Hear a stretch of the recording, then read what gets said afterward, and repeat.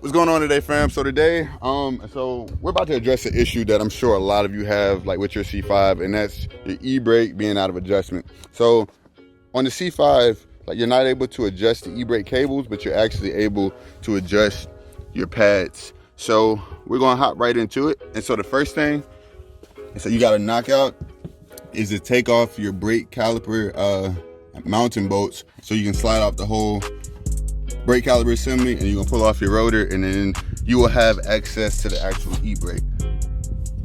So let's get it.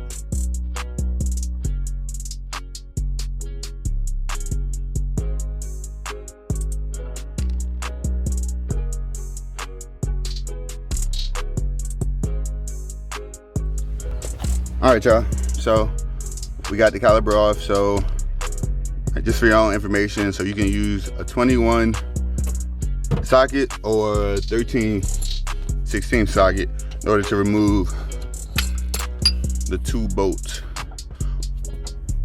on the caliper mounting bracket, which these are gonna be torqued down pretty heavy. So just keep in mind that you might need a breaker bar, or you might have to improvise like I did with that jack in order to make it happen.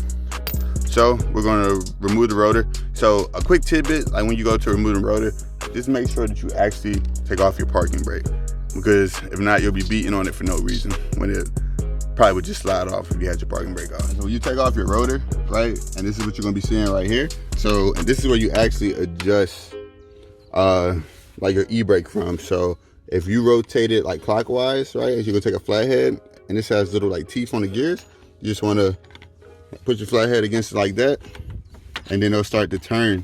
And then as it turns, and you'll see this piece right here going up. And so what that does is, so like that makes your e-brake like expand like that, thus tighten it up.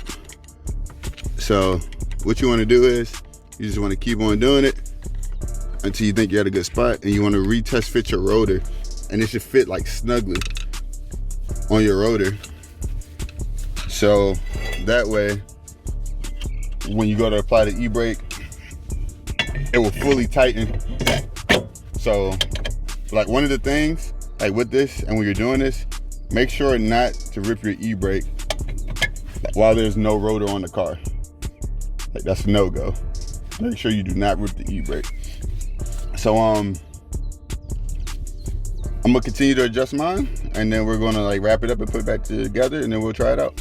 All right, y'all, so a quick tidbit. So, and for the two like mounting bolts, you can put a little bit of like Loctite up on these, and the torque spec like for these are 125 foot-pounds.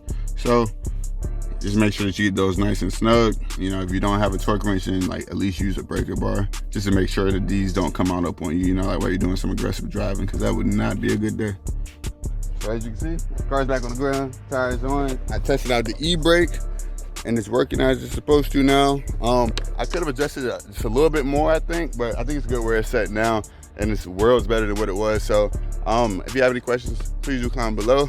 But thanks for watching. God dang, man, my boy's doing some crazy stuff. Yeah, thanks for watching, you know. Please do like and subscribe. I'm out.